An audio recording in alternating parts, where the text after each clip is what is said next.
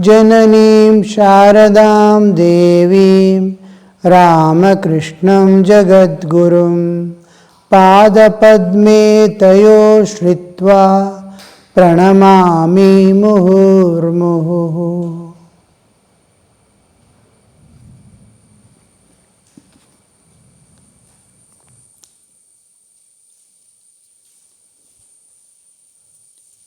The day is over when Sri Ramakrishna had gone to others' house in Calcutta for a function and singing was going on. Sri Ramakrishna entered into deep samadhi. The next day, some other day, Saturday, July 21st, 1883. It was about 4 o'clock in the afternoon when Sri Ramakrishna with Ramlal and 1 or 2 other devotees started from Dakshineshwar for Calcutta in a carriage. We see when the flower blooms, the bees start coming. Like that, when an enlightened soul comes on this earth, or when God incarnates, we see all saint and saintly people and aspirants aspiring for higher life start crowding. But here there is another aspect of God who, knowing the limitations of Jiva, out of compassion and love, wherever people are not able to come to him or her, they go to those places where people can assemble together and listen to them, to give, to distribute the wisdom, distribute devotion and divine love, which may brings eternal happiness and peace, which makes them transcend the nature and go beyond, is given. The beckoning light stands where it is. Those who can approach it do, and those who cannot approach but aspiring for it, the God goes to him.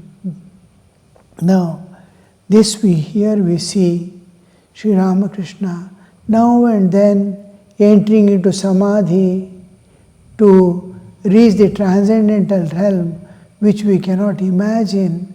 It is beyond our imagination, let alone going and experiencing it. We don't know how many lives we have to take doing sadhana to reach a state where we can enter into samadhi. And in that state, Sri Ramakrishna, on one side if it is there, on another side, those who are not able to reach him, he is reaching them out. He is going to door to lift the soul to this, its own immortal identity. Oh my child, you have forgotten yourself. You have lost your identity of being divine. You are identified with the body and roaming about in this world aimlessly, searching for some droplets of pleasure, sense pleasures, where ocean is within you. Ocean of bliss is there, and pleasure, sense pleasures, which are kshanika. This moment it is there, next moment it is no more. That, to experience that, and we are roaming about in this world, out of love and compassion. Where are you roaming about? For what? As a beggar you are moving about in this world. You are the King of Kings. You have lost your identity. Gain that identity. To give back their identity of immortality. of being themselves the ocean of bliss, which can quench the thirst of millions of people. The awakening is going on by Sri Ramakrishna going from door to door. This day also he has selected to go from Dakshineshwar to Calcutta.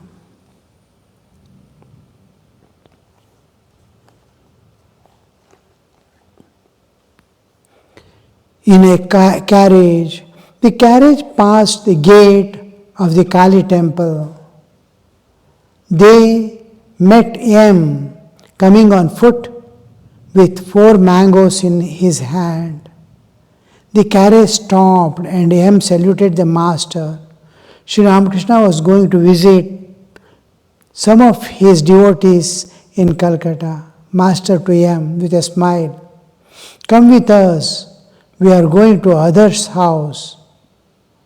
M got joyfully into the carriage. Having received an English education, he did not believe in the tendencies inherited from previous births. But he had admitted a few days before that it was on account of the others' good tendencies from the past births that he showed such great devotion to the Master. Now, you see the love and compassion pouring, how they endure, how they make themselves so low that people can easily, God is most easiest accessible thing in this world.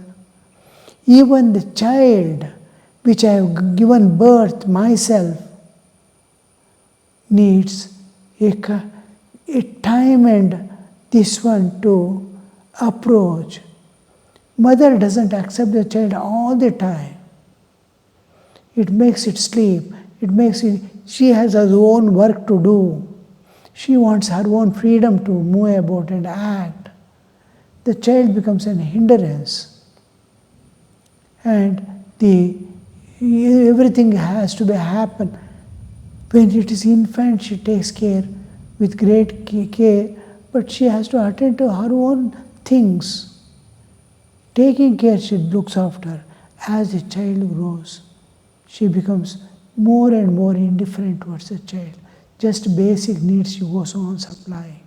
When there is a weeping, she attends to. When there is a need, when there is a demand, when there is a call, she attends. Otherwise, she is busy with her own things.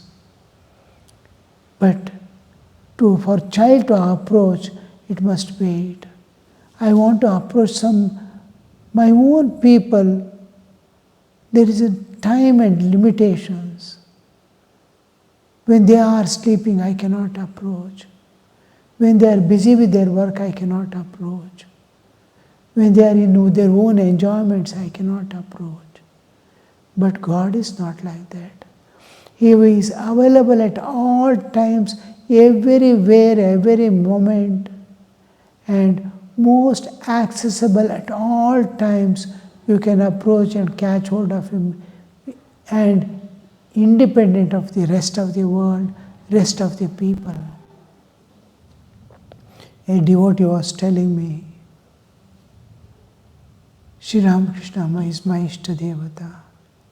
He is there with me all the time within my heart. He cannot go out. It is my own personal property, as if nobody has access to Him. And one who loves Him, He resides in his heart, and that Ramakrishna is different from the Ramakrishna I possess. He cannot go away. He is available to me at all times. His Ramakrishna is available to him at all times, but not my Ramakrishna is not available to him. What kind of understanding, and how each individual has an access total and independent of the rest of the universe. He is common to all. He is all pervading. But everybody has an access, like nature. Every place has I can access. Air, I can take breath anywhere, anytime. I may be in the enemy's house, I may be in a friend's house, wherever I am, it doesn't matter. Air is accessible at all times and everywhere, wherever I can live upon. Like that is God. Wherever you are, now air also has limitation. Go away from the orbit of earth. You may find there is no air at all. So here we see God is available when you go away, wherever you are, within the universe, anywhere, any plane of existence, beyond also. Beyond the universe. Enter into transcendental, He is there. Enter into deep sleep, He is there. Everywhere at all times. He is the only eternal companion here and hereafter. So that Ramakrishna, see how he endures that I am coming, how joyfully he enters the carriage, and how Sri Ramakrishna welcomes. Come, come, we are going there.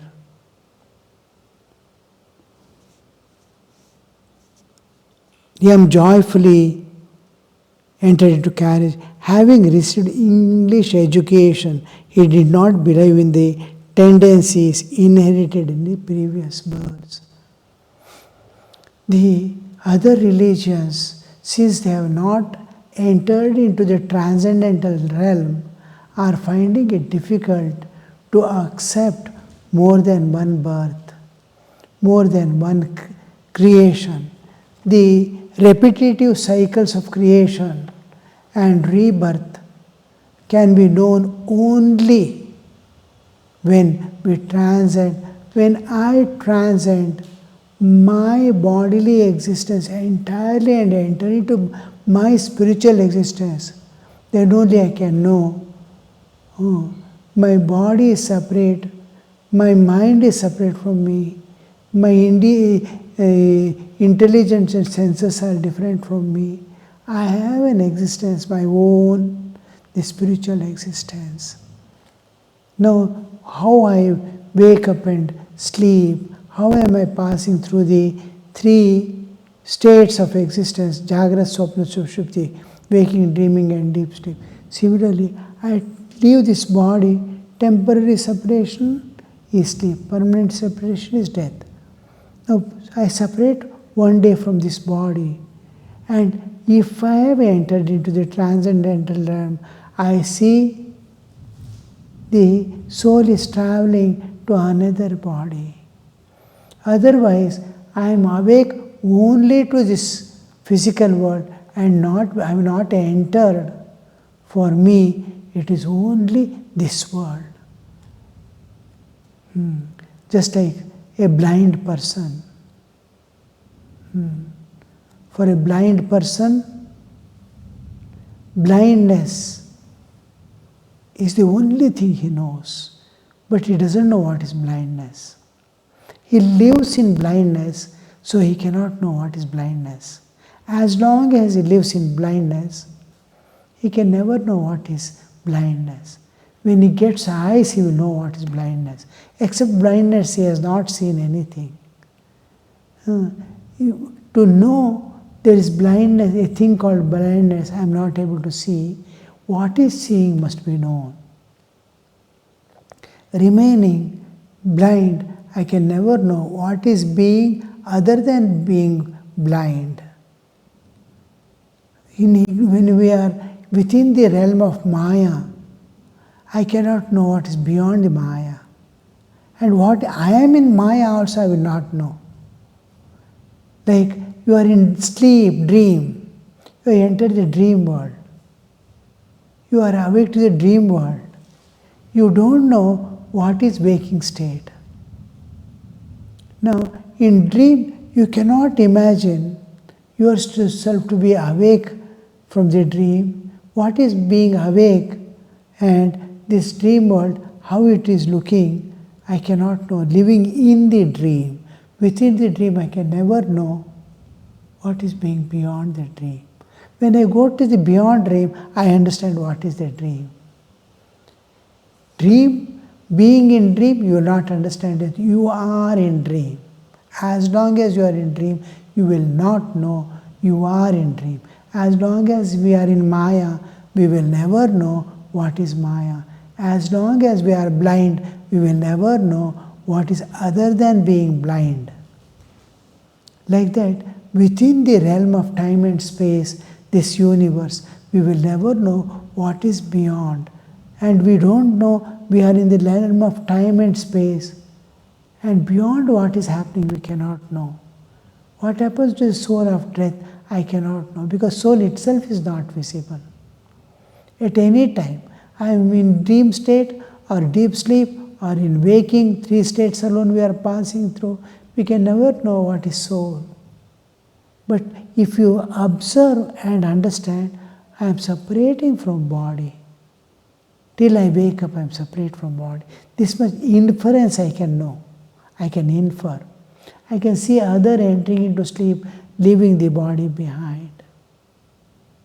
Like that.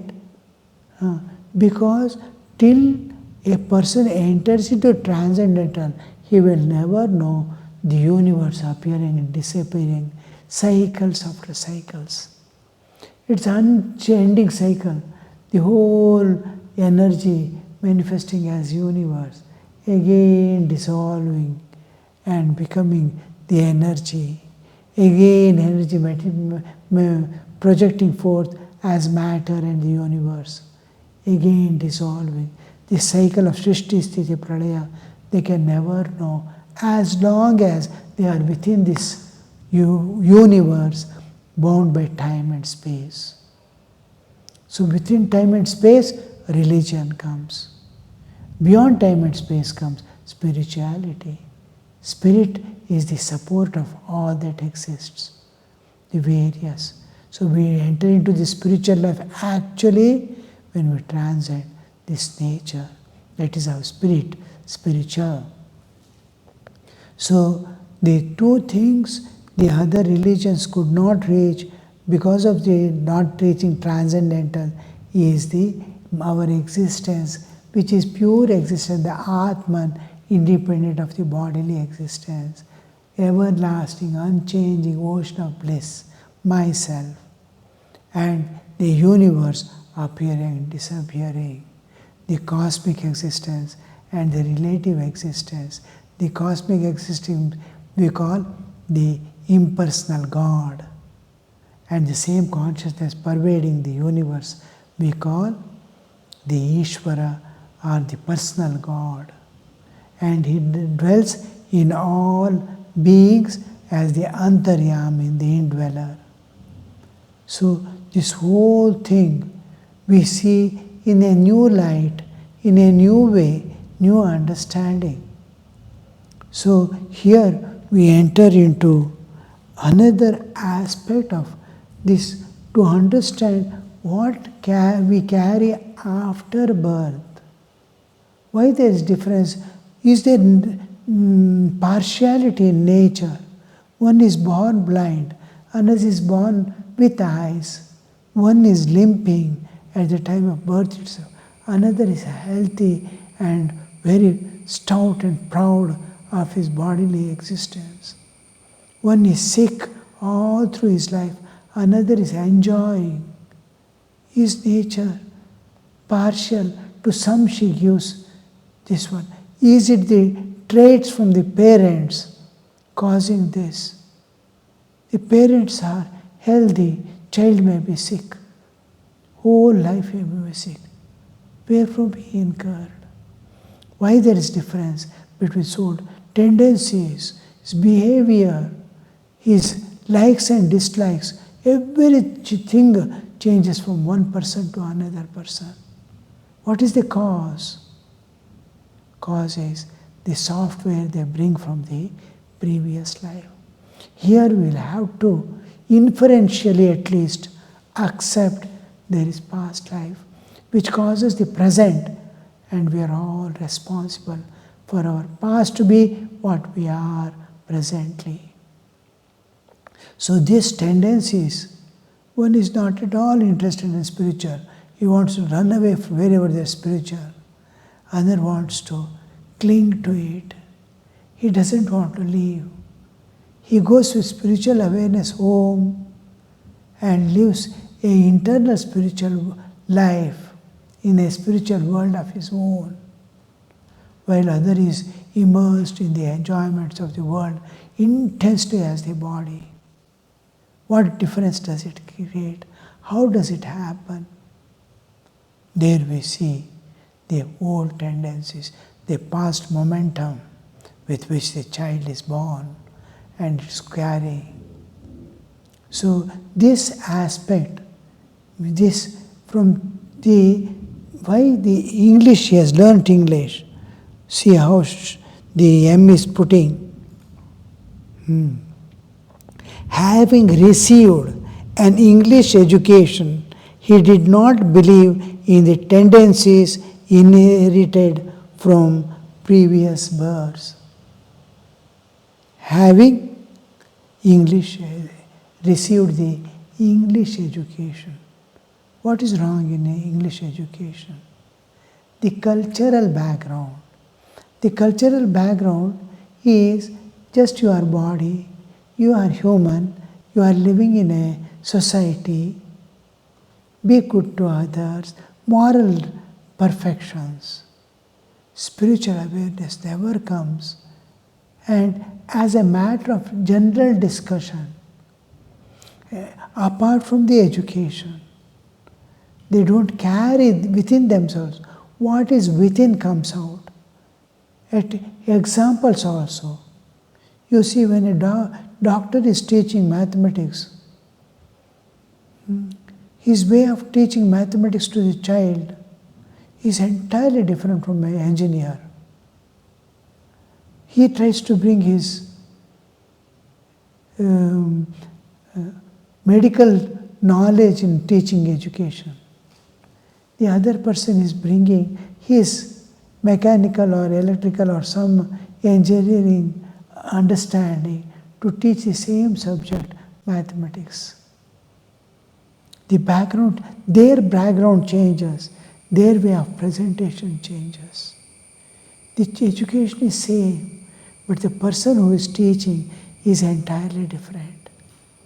When we receive this education, the inner awarenesses are not awakened. In English education, we are filled with information. Our heart is not awakened. In and through education, education means there must be an internal transformation. Vinayakananda explains this education in an entirely different way. He says it is the perfection already in man.